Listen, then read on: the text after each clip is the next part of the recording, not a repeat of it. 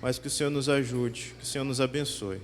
Pai, te agradecemos pelas pessoas que, Pai, puderam ofertar, meu Pai, seus recursos, também o seu tempo.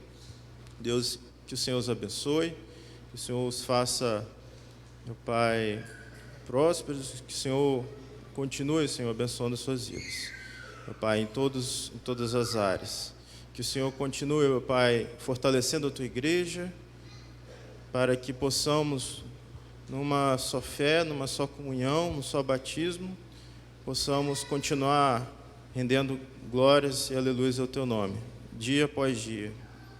Meu Pai, no nosso viver diário, que o Senhor esteja sobre nós, derramando o teu Santo Espírito. Deus, te agradecemos por tudo e te pedimos, Senhor, que faça isso em nossas vidas, em nome de Jesus. Amém.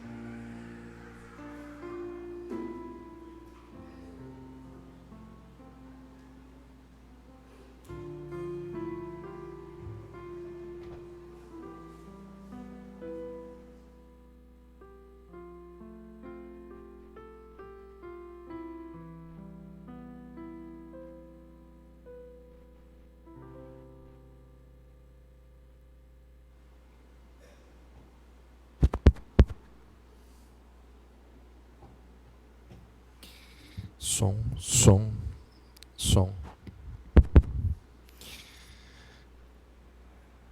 Irmãos,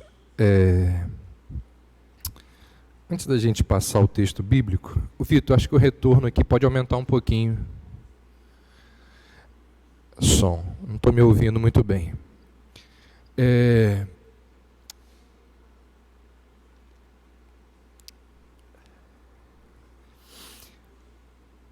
Assim, de vez em quando eu converso com alguns pastores, e os pastores com os quais eu converso, aí melhorou bem.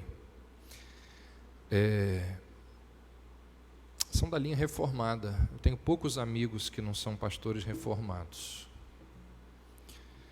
E eu pergunto a eles se na igreja deles acontece o que acontece na nossa.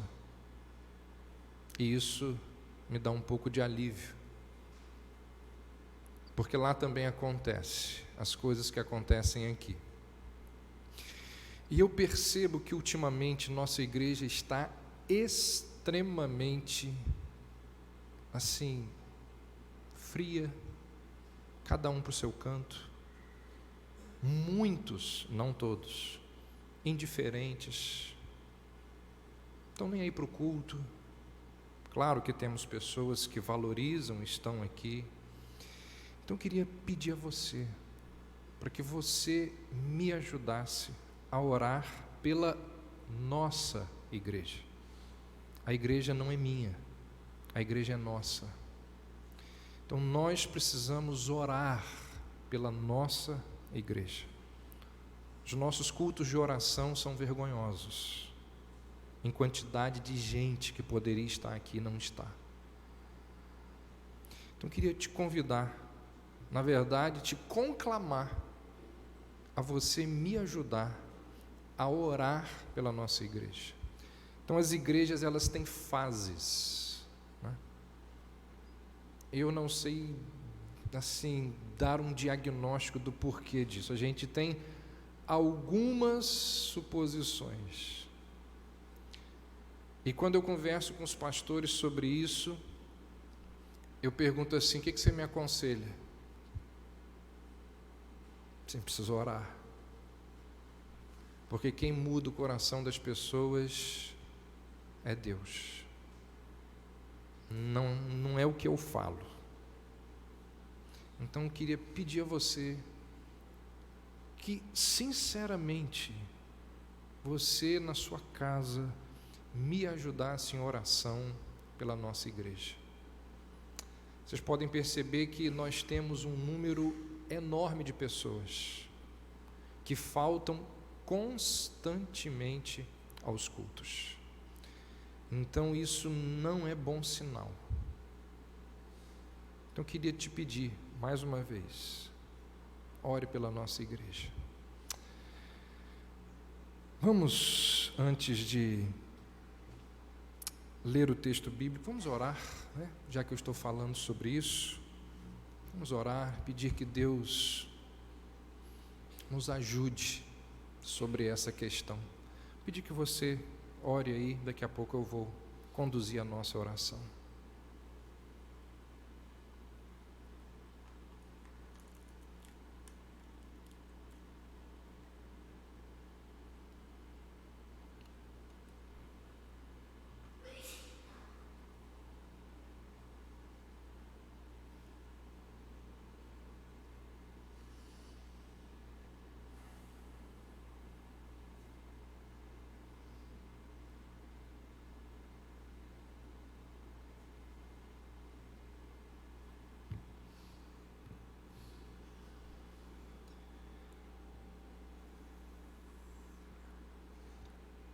Senhor Deus,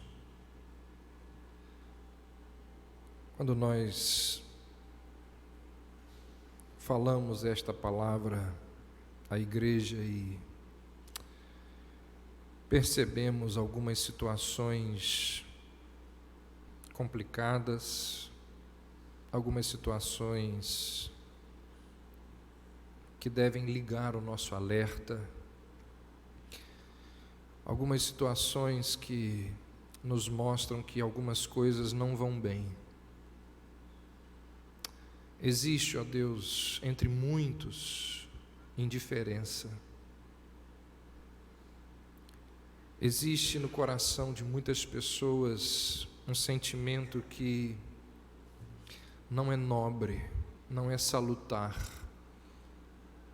não é saudável em relação à tua igreja. E muitas vezes isto é resultado de um relacionamento ruim com o Senhor, defeituoso, pecaminoso. Por isso nós separamos esse momento aqui agora para juntos orarmos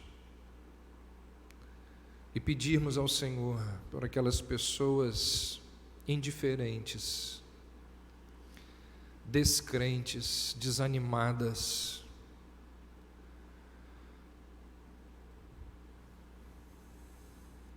ó Deus, que o Senhor nos ajude, que o Senhor tenha misericórdia de nós, que o Senhor faça aquilo que nós não conseguimos fazer, que o Senhor avive a tua obra.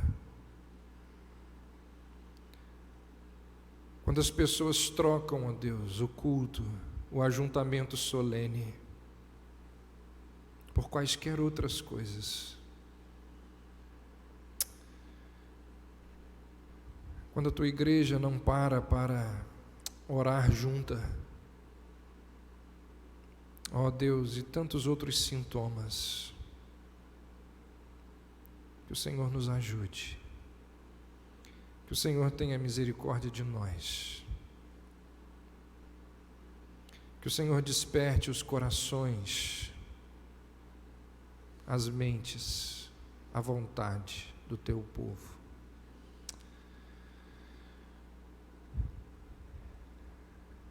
Nós assim oramos e te pedimos, em nome de Jesus. Amém. Vamos abrir aí, 1 Samuel capítulo 22.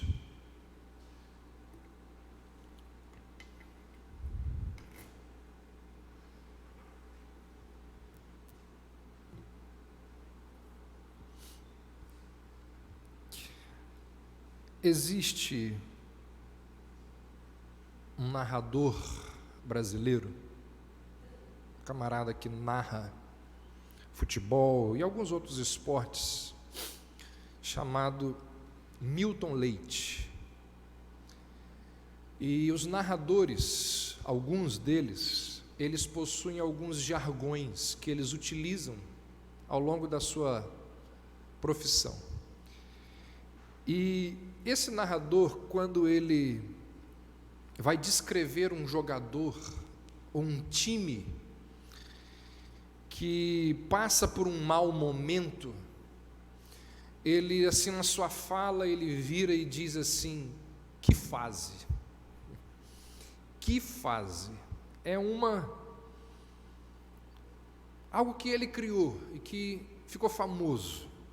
Que fase pela qual passa o jogador, o clube, o time? Todos nós, e eu nem tinha pensado nisso, mas inclusive a igreja, todos nós passamos por períodos complicados na vida. Todo mundo. Situações onde nós olhamos para a realidade ao nosso redor e a gente diz assim: que fase? Que fase? Davi passou por um desses momentos, na verdade ele passou por vários, mas nós estamos analisando um desses vários momentos complicadíssimos pelos quais Davi passou.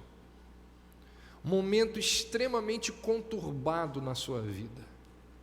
A gente olha para a vida de Davi aqui em 1 Samuel 19, 20, 21, 22, e parece que nada na vida de Davi está no lugar certo. O povo de Israel o amava, mas o rei o odiava. Davi era um guerreiro habilidoso, mas está nesse momento aqui obrigado a viver como um fugitivo. Ele tinha um amigo íntimo, mas essa amizade íntima, importante, colocou Davi em perigo. Davi havia sido ungido por Deus para ser rei, mas ele está fugindo o tempo todo para conseguir sobreviver. Desde aquele momento em que Davi ganhou fama por causa da vitória que ele obteve sobre Golias, os seus dias de paz acabaram por completo. O sucesso trouxe sérios e graves e ininterruptos problemas para Davi. Quando você olha aqui para 1 Samuel 22, Davi é um homem odiado, sozinho. Ele vai para a caverna de Adulão solitariamente, depois que o pessoal chega lá. Odiado, sozinho, perseguido, reprovado pelo rei, condenado à morte sem julgamento, sem direito à defesa. Aqui nós temos um homem cujo um exército inteiro está no seu encalço para destruí-lo, para assassiná-lo. E quando, lá no final do capítulo 20, ele se despede ali de Jonatas, ele rompe o seu último laço com a sua esposa e com tudo que estava associado ao novo lar que ele tinha acabado de construir. E a partir daquele momento ali, Davi iria viver durante anos, muitos anos, como um fugitivo, de forma que ele só viria a descansar, a parar de fugir, quando, muito tempo depois, na verdade 20 anos depois, ele fosse coroado rei de Israel. Sozinho, odiado, perseguido, condenado à morte, fugindo durante décadas. Que fase! Que fase! E aí, o texto bíblico não diz isso diretamente, não existe um versículo dizendo isso, mas quando a gente analisa o contexto de Davi, a gente pode perceber que o texto bíblico está dizendo assim: existem fases nas nossas vidas que duram muito mais tempo do que a gente imagina, do que a gente pode supor ser capaz de enfrentar. Esses últimos capítulos de 1 Samuel estão descrevendo esse homem em fuga, sozinho, sendo ameaçado, durante anos, na verdade, 2 décadas. E é interessante que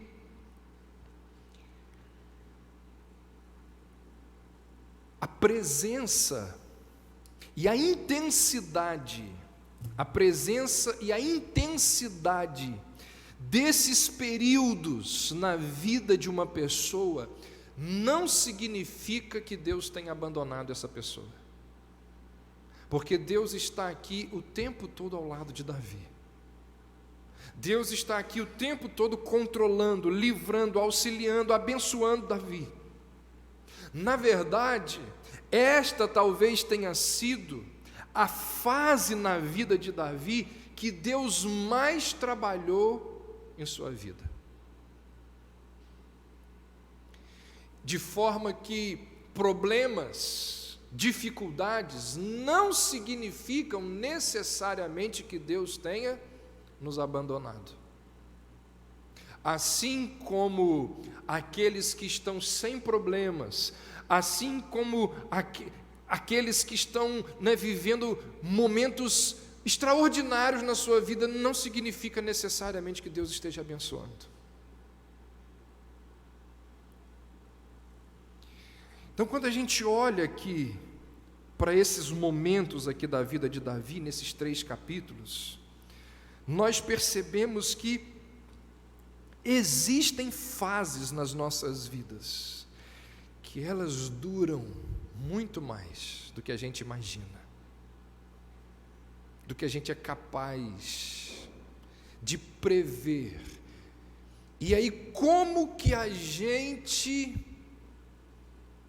enfrenta esses momentos? A resposta não vai ser só hoje. Eu já tenho dado a resposta e eu continuarei dando, e o texto vai nos mostrando.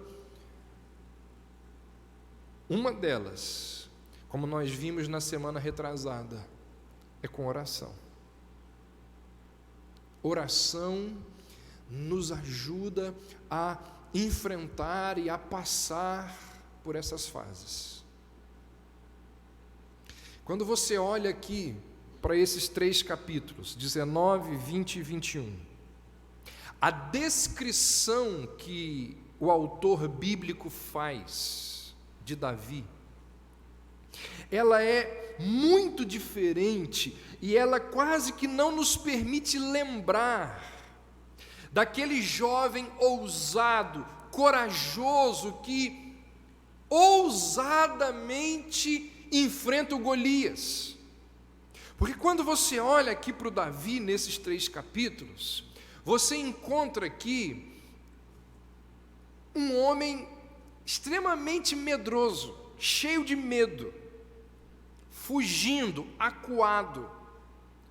Em muitas circunstâncias, ele sequer sabe o que fazer. Embora ele tenha, numa oportunidade passada, enfrentado destemidamente aquele guerreiro poderoso, agora ele fica amedrontado, extremamente temeroso diante das ameaças de Saul. O que nos mostra, o que nos ensina uma outra verdade, um outro princípio aqui. O Davi corajoso que enfrenta o Golias é muito diferente do Davi medroso que foge do Saul.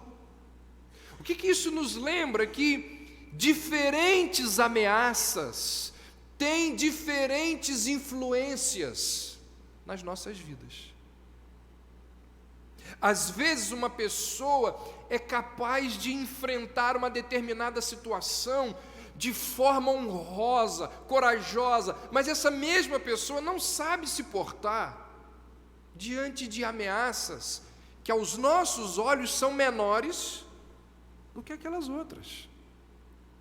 Então, nem sempre nós iremos reagir com honra e com bravura diante de situações e ameaças diferentes. Isso é natural a mim e a você.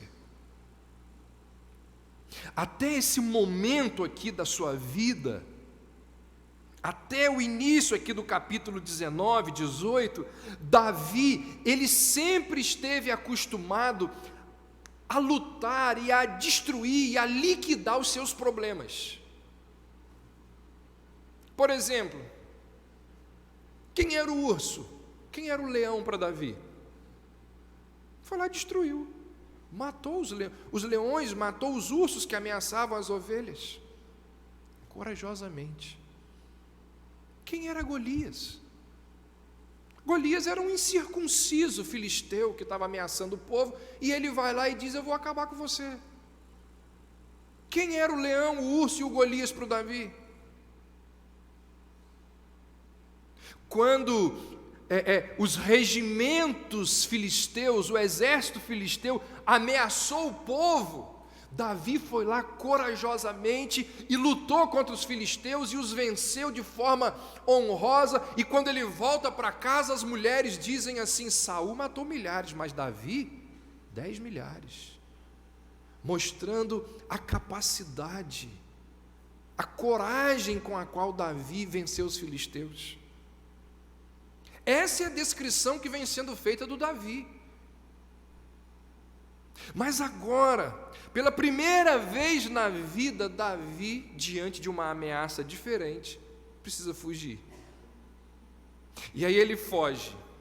Lembra da sequência?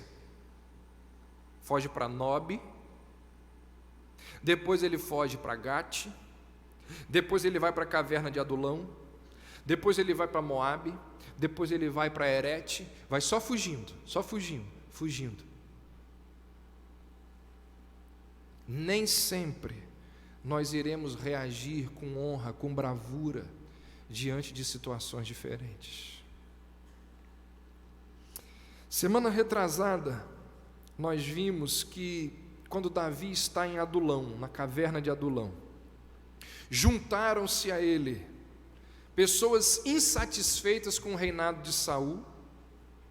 Além dessas pessoas, vieram ter com ele também o profeta Gade e um sacerdote chamado de Abiatar, o único que foge daquele massacre que nós vamos ver hoje.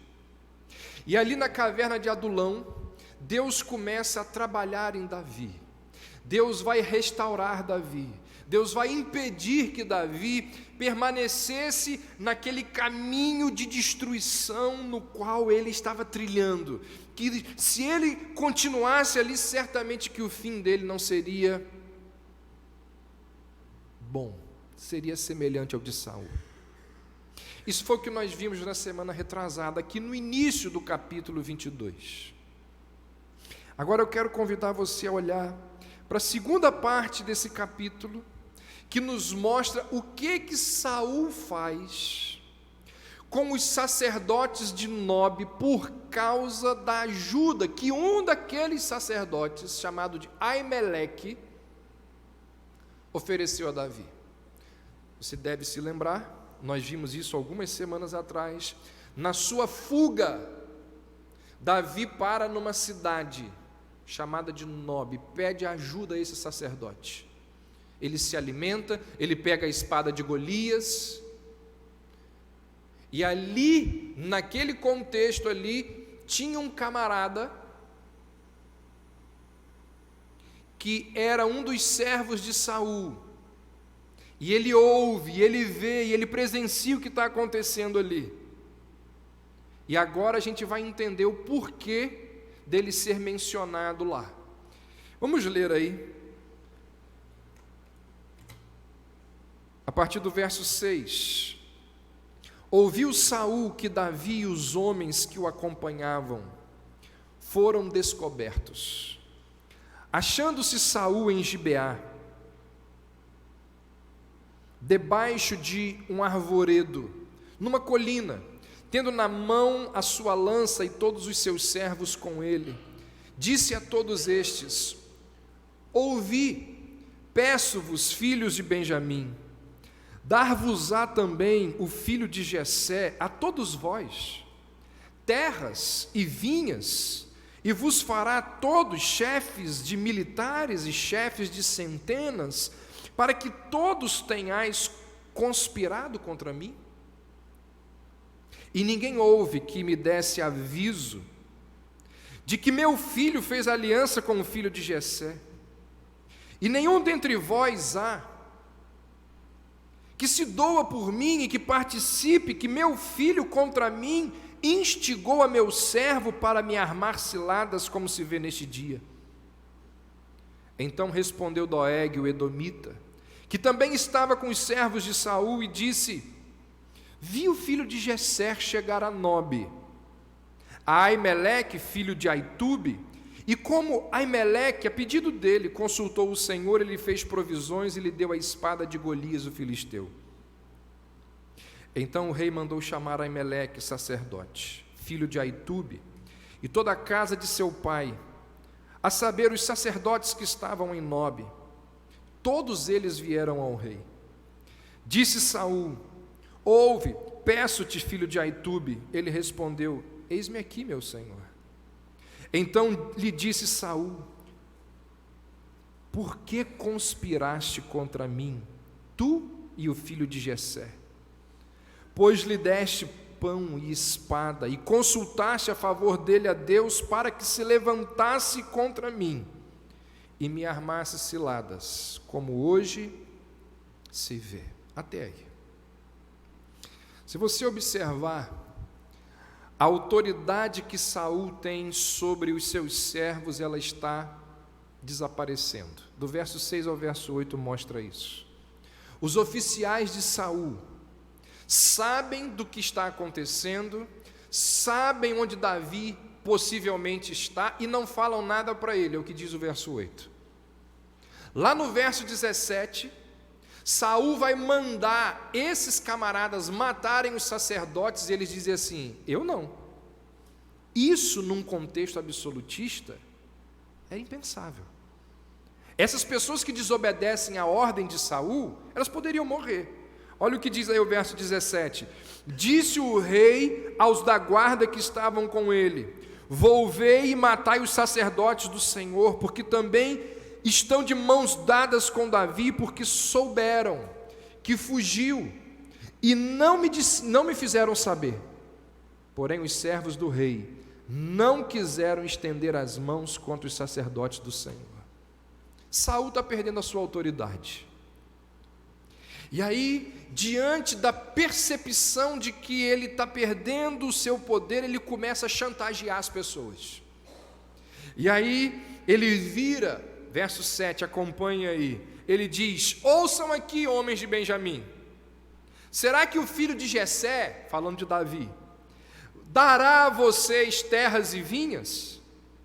Será que ele os fará todos comandantes de 1000 e comandantes de 100? Saul está aqui apelando à lealdade do seu clã. Saul está dizendo assim: olha só, Davi é um benjamita. Perdão, Davi, eu sou um benjamita. Davi é da tribo de Judá. Vocês vão ficar do lado de alguém da tribo de Judá contra alguém da nossa tribo? E aí Saul apela ao interesse próprio deles, lembrando-os o seguinte: olha, o rei sou eu. O único aqui que pode recompensar vocês por fidelidade sou eu. Davi não pode dar a vocês terras, Davi não pode dar a vocês vinhas. Quem pode fazer isso sou eu. Quando ele percebe que a autoridade dele está desmoronando, ele começa a chantagear. ele começa a ameaçar.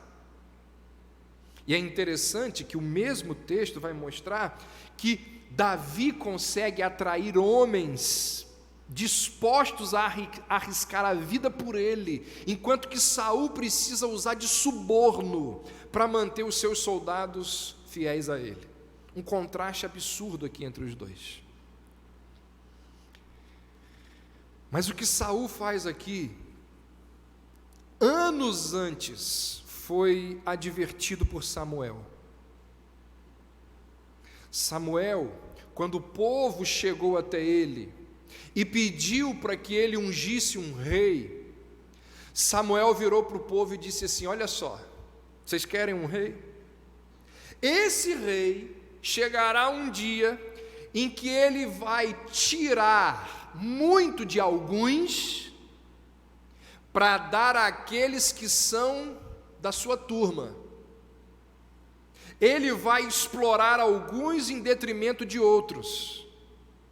Ele vai agir de forma ímpia, iníqua, injusta. E é exatamente isso que está acontecendo aqui. Saul se torna um rei injusto, guiado pelos seus próprios interesses. Ele se torna aquilo que o povo, quando solicita um rei a Samuel, fala para Samuel. O povo vira para Samuel e diz assim: nós queremos ter um rei como as outras nações. Saul se torna um rei exatamente como o rei das outras nações: injusto, ímpio, mau, que serve aos próprios interesses.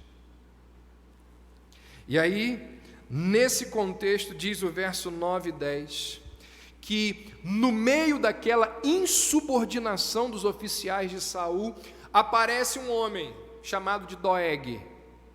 Saul encontra apoio nele. E aqui nós entendemos o motivo pelo qual Doeg é mencionado no capítulo anterior. E se você observar, tanto no capítulo anterior como aqui, a pessoa que escreve o texto chama Doeg de o Edomita. O nome Doeg não aparece sem essa expressão, o Edomita.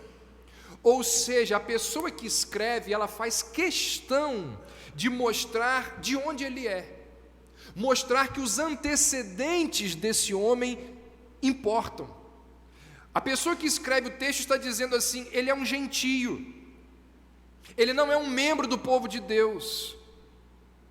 Quem eram os edomitas? Eram descendentes de Esaú, inimigos históricos de Israel.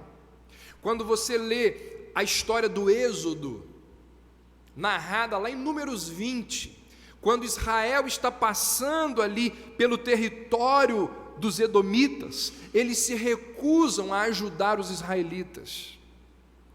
Doeg era um edomita, e era aquele tipo de pessoa que está disposta a fazer tudo o que for preciso para crescer na vida, para se promover.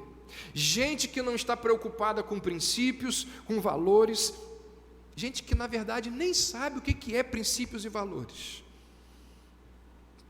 Homens que passam por cima de tudo, passam por cima de todos para obter aquilo que almejam, de forma que Doeg, ele não está nem aí para acusar Davi, para mentir sobre o sumo sacerdote, desde que aquilo que ele fale vale promover. E aí diz o texto que diante das informações de Doeg, Saul manda chamar Aimeleque e começa a lhe fazer acusações. É o verso 13. E aí nesse diálogo entre Saul e Aimeleque, nós vemos que as ações mais inocentes, elas estão sujeitas a interpretações equivocadas. Olha só, Aimeleque está na sua casa, Davi, genro do rei, um camarada cuja fama se espalhou por todo o território, por causa da vitória dele sobre Golias, líder do exército, uma moral enorme, chega para Aimeleque. O que Aimeleque iria fazer? Por que você está sozinho? Davi dá uma desculpa, mente. Aimeleque, eu tenho que servir esse homem. E é o que ele vai dizer para Saul. Ele vai receber Davi da melhor forma possível. Ele é inocente, mas ele vai morrer por causa daquilo que ele fez para com Davi. Saul vira para Aimeleque, olha aí no verso 13, e diz: você armou cilada junto com Davi contra mim. Nunca que Aimeleque fez isso. Mas muitas vezes ao longo das nossas vidas, as nossas ações mais puras, mais inocentes, muitas vezes elas estão sujeitas a interpretações equivocadas por parte das pessoas. Não adianta, por mais que você faça o bem, as pessoas, quando elas estão com o coração endurecido, e quando elas já resolveram te rotular e fazer aquilo com você, não adianta. O que nos lembra que quando nós temos autoridades assim, isso é muito perigoso. Viver debaixo de autoridades tiranas é algo perigosíssimo. O livro de Provérbios fala disso o tempo todo. E é interessante que Saul, ele está irado contra Aimeleque, porque Aimeleque fez exatamente aquilo que ele tinha que fazer. Aimeleque fez exatamente o que era para ele fazer. Aimeleque não fez nada de errado. Pelo contrário, ele fez aquilo que as suas atribuições como sacerdote o obrigavam a fazer. E isso acontece até hoje. Muita gente fica irada contra os pregadores, porque eles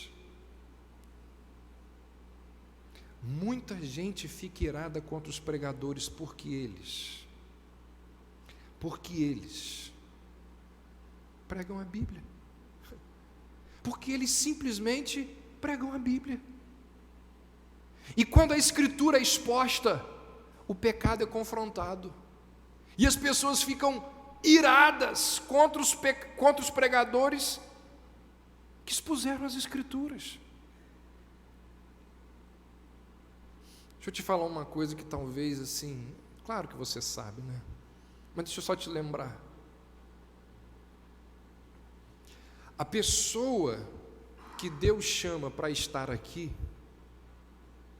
onde eu estou agora, e posso não estar amanhã, a pessoa que é chamada por Deus para estar aqui, uma das principais funções que Deus atribui a essa pessoa que aqui vai estar, é confrontar pecado. Deus chama os seus profetas, os seus pastores, os seus porta-vozes, os seus arautos, para confrontar pecado. E se quem ouve não gosta, se você não quer ter o seu pecado confrontado, você tem que buscar uma igreja que não expõe as Escrituras, porque igrejas que expõem as Escrituras, elas irão confrontar o pecado.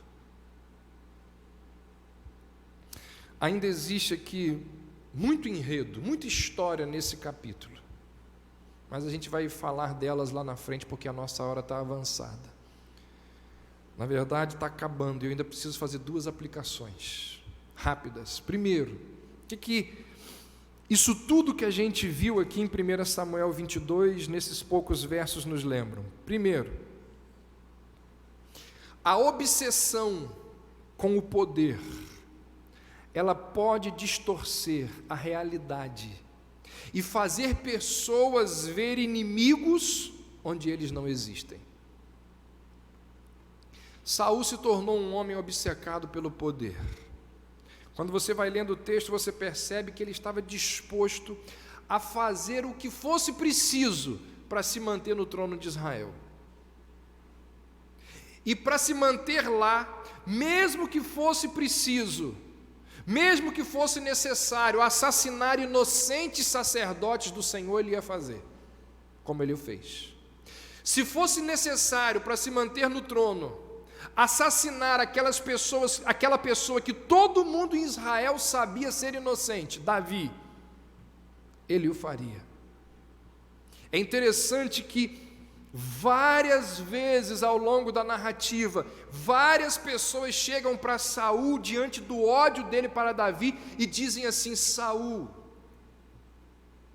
Davi é inocente, Davi não quer nada contra você, Davi não quer lhe tirar o trono, mas Saul não ouve ninguém. Saul estava decidido que Davi era o seu inimigo, e então ele vai interpretar equivocadamente qualquer defesa, que prove que Davi era inocente, de forma que quem defendia Davi para Saul era inimigo dele. E a partir desse raciocínio distorcido, as ações de Saul para com Davi e para com as pessoas que defendiam Davi se justificavam. A mesma coisa pode acontecer a mim e a você. Na nossa busca pelo controle das nossas casas, do lugar onde nós trabalhamos, da equipe que nós lideramos, nós podemos nos tornar déspotas, autoritários, sem piedade. Nós podemos distorcer os fatos, promover injustiças. Na nossa posição de autoridade, seja sobre um filho, seja sobre um lar, seja sobre uma empresa, seja onde for, na nossa posição de autoridade, nós podemos fazer coisas que não convêm a pessoas regeneradas, porque o poder ele pode nos corromper. Então nós precisamos pedir a Deus que Ele nos dê sabedoria, para que com graça a gente saiba administrar as relações que Deus tem nos dado,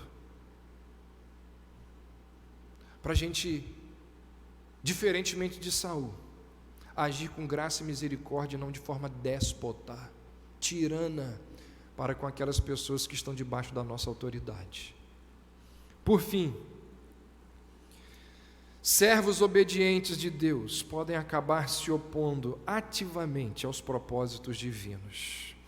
Se você apanhar o capítulo 11 de 1 Samuel, o que você encontra em 1 Samuel 11? Você vai ver ali um rei magnânimo, vitorioso, um rei capacitado pelo Espírito Santo. Eu não estou falando de Davi, eu estou falando de Saul. 1 Samuel 11, você encontra a descrição de Saul dessa forma, um rei extraordinário. Nós temos ali a descrição de alguém que tem tudo para dar certo. Agora você se encontra aqui em 1 Samuel 22, com Saul, um genocida, irracional, um paranoico.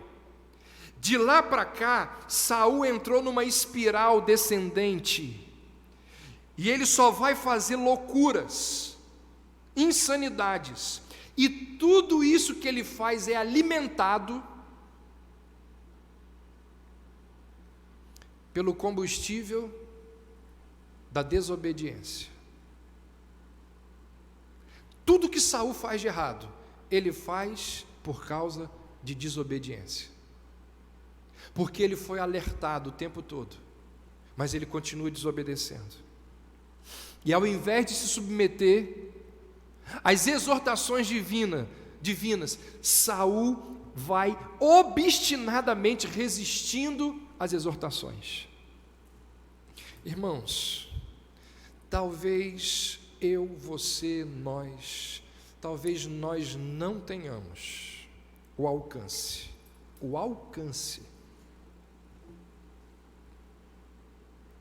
de como é grave essa questão de desobediência.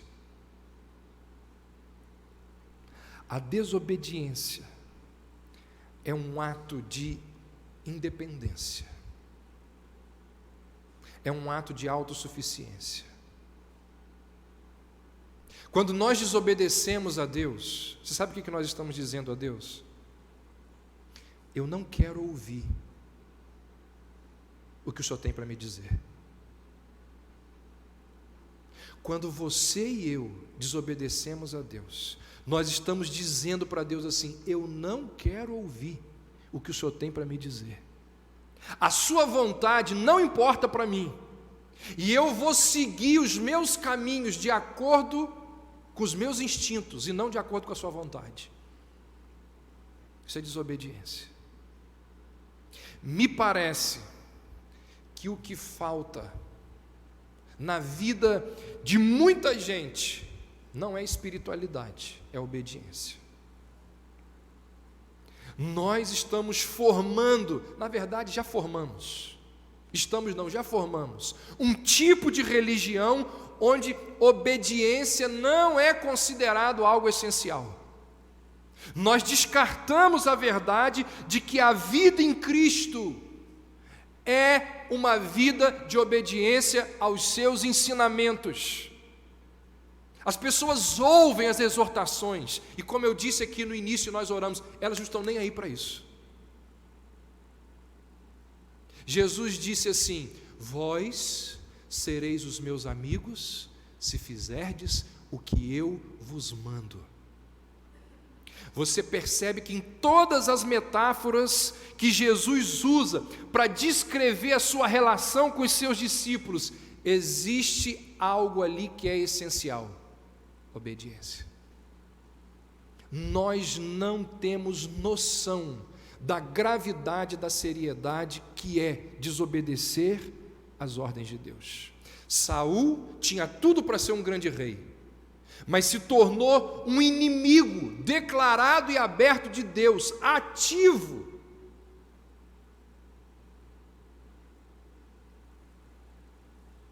Dá uma olhada aí, porque eu já fechei o texto aqui, mas dá uma olhada aí. Olha o que Saul, aonde que Saul chega.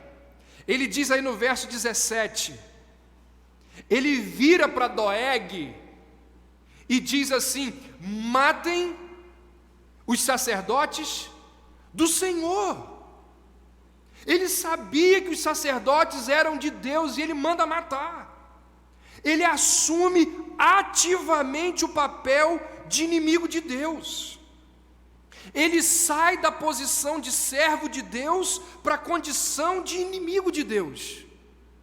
E qual foi o combustível que alimentou Saul durante todo esse processo, que o leva do serviço à inimizade de Deus? Desobediência. Desobediência.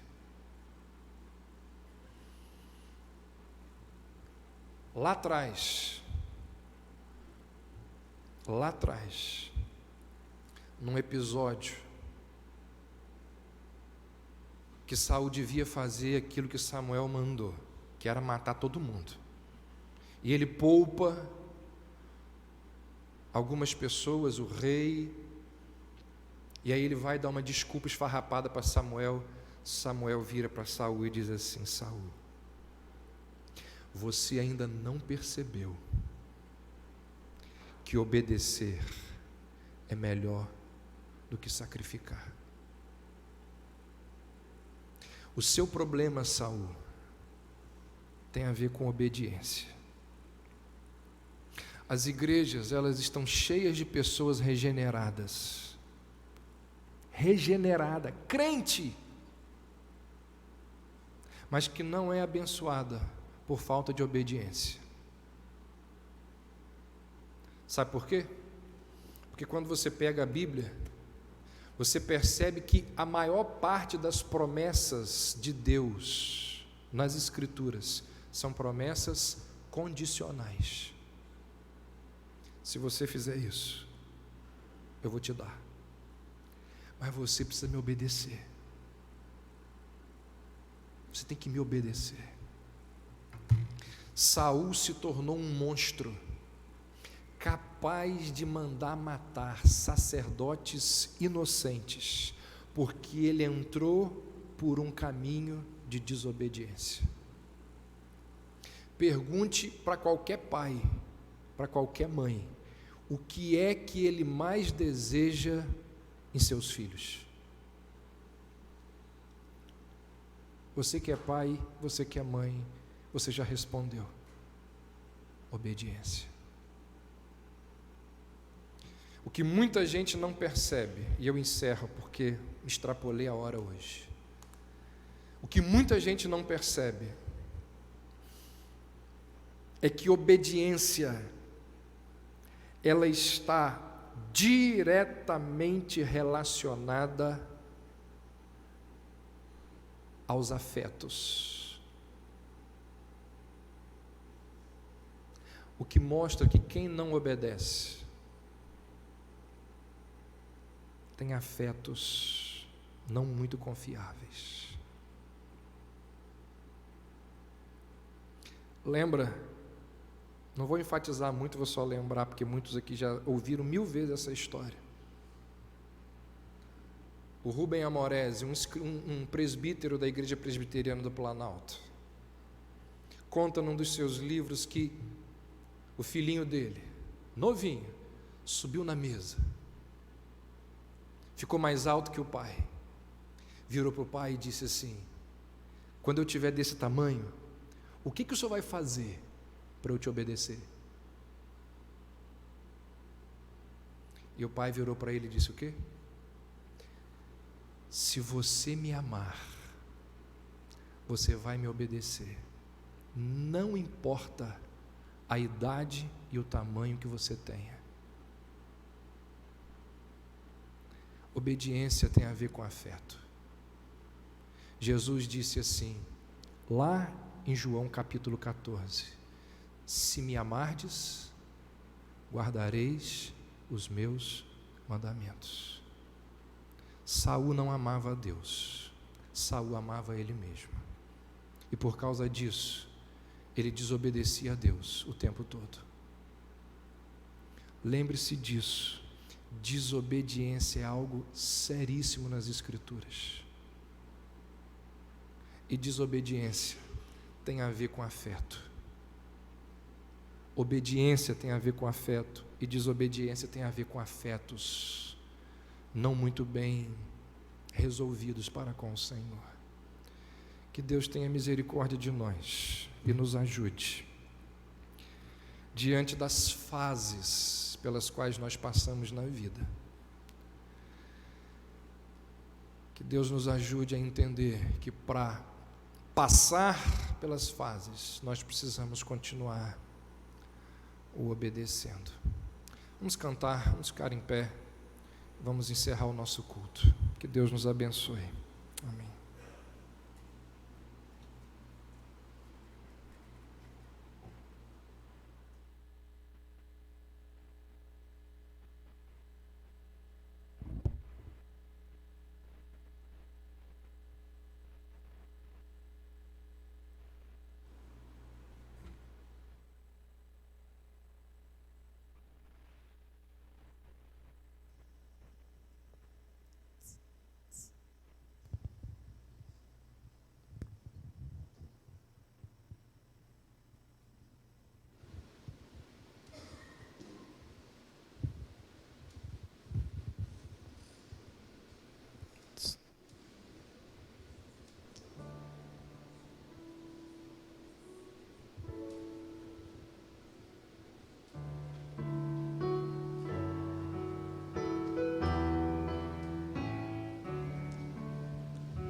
Quero buscar e pedir ao Senhor do seu Espírito e seu amor, e na palavra vou refletir, pois suas ordens eu quero cumprir.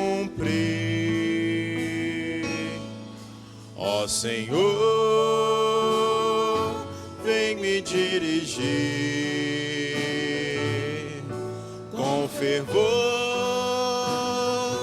quero te servir para hoje e sempre te honrar e o teu amor ao mundo mostrar.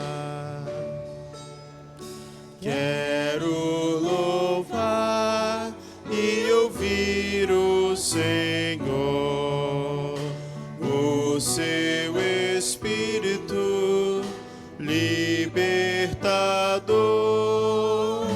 Todo pecado já confessar, tudo que tenho lhe dedicar.